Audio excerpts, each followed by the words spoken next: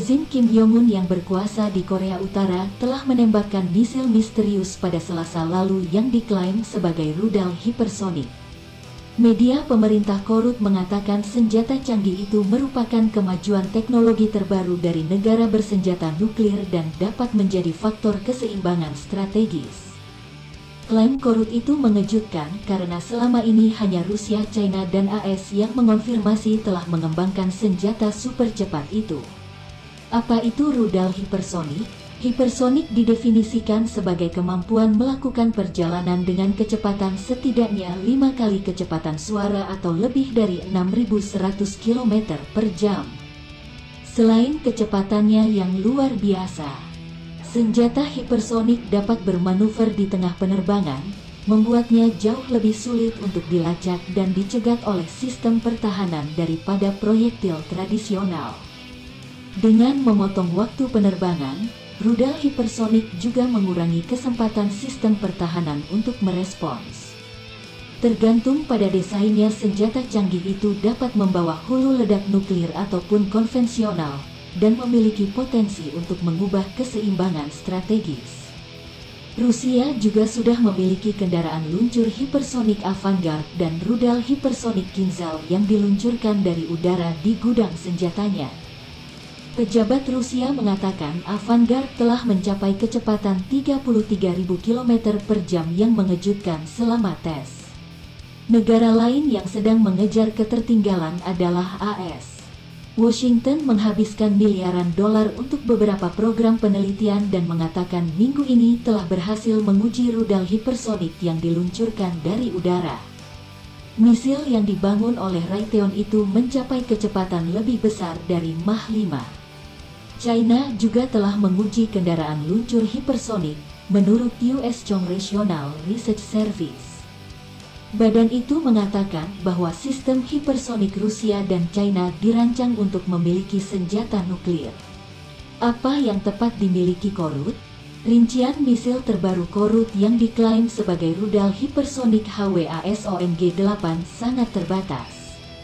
Kantor berita Korut, KCNA, mengatakan uji coba rudal tersebut telah mengonfirmasi kontrol navigasi dan stabilitas rudal.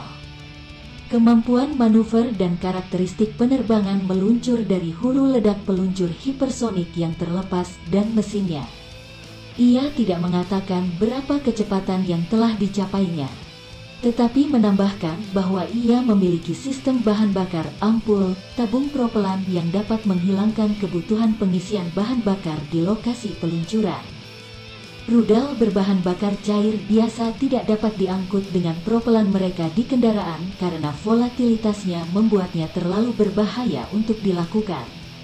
Sebaliknya, mereka harus segera diisi bahan bakarnya sebelum diluncurkan, sebuah proses yang memakan waktu yang memberi musuh banyak kesempatan untuk menemukan dan menghancurkan mereka.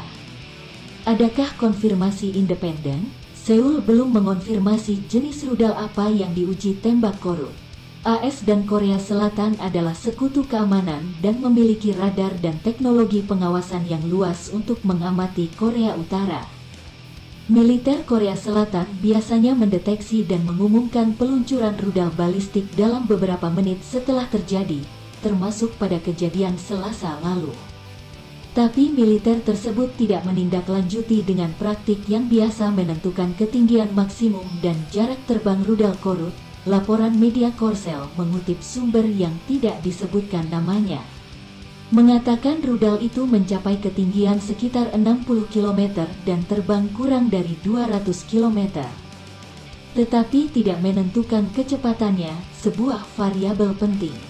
Dalam sebuah pernyataan, Kepala Staf Gabungan Seoul menilai itu sebagai pada fase awal pengembangan dan akan membutuhkan waktu yang cukup lama untuk dikerahkan. Menambahkan militer Korea Selatan dan AS mampu mendeteksi dan mencegatnya. Kantor berita Korea Selatan, Yonhap, menyatakan bahwa rudal itu kemungkinan mencapai kecepatan Mach 3. Apa perbedaan yang akan terbuat? Beberapa ahli memperingatkan bahwa senjata hipersonik mungkin hanya memiliki keunggulan terbatas. di mana artikel Scientific American bulan lalu mengatakan bahwa tidak berarti mereka merupakan sebuah revolusi.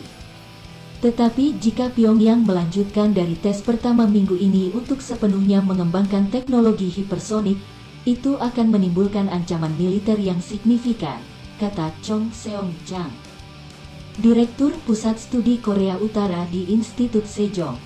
Masuk akal untuk berasumsi bahwa Korea Utara sedang mengembangkan rudal ini dengan mempertimbangkan AS, katanya kepada AFP.